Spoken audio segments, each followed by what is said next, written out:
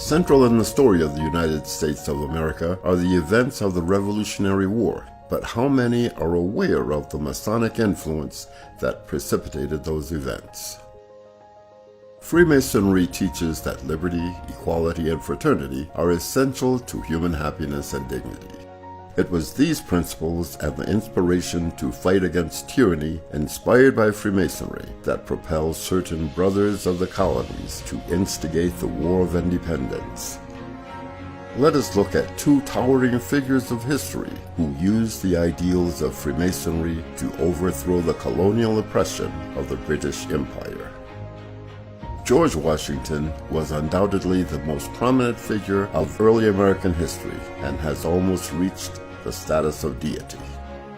Washington was, however, an ordinary human being who recognized his moment in history and seized upon the doing of great things. Initiated into Freemasonry in 1752, Washington quickly became one of the highest-ranking Masons in the fledgling republic. As a man inspired by the Enlightenment and its principles, Washington found a home in the Masonic order. In all cases of difficulty and danger, Washington placed his faith in the great Creator and believed always in the maintenance and performance of honor and virtue, both Masonic values.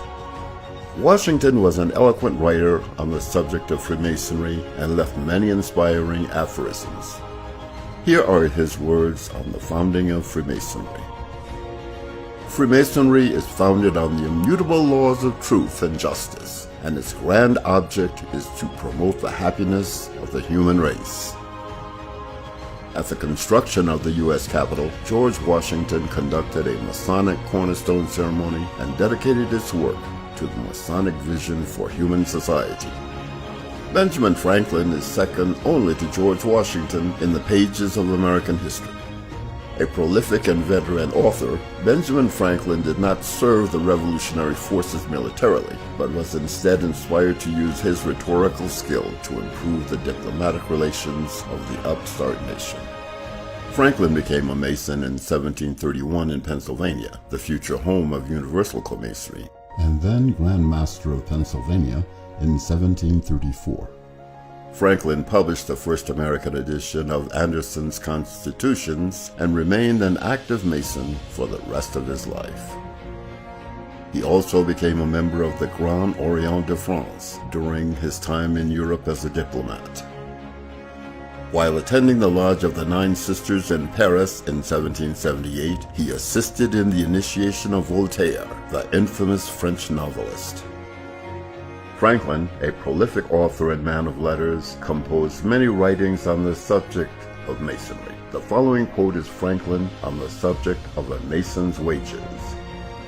Masonic labor is purely a labor of love. He who seeks to draw Masonic wages in gold and silver will be disappointed. The wages of a Mason are in the dealings with one another. Sympathy begets sympathy. Kindness begets kindness. Helpfulness begets helpfulness. And these are the wages of a Mason.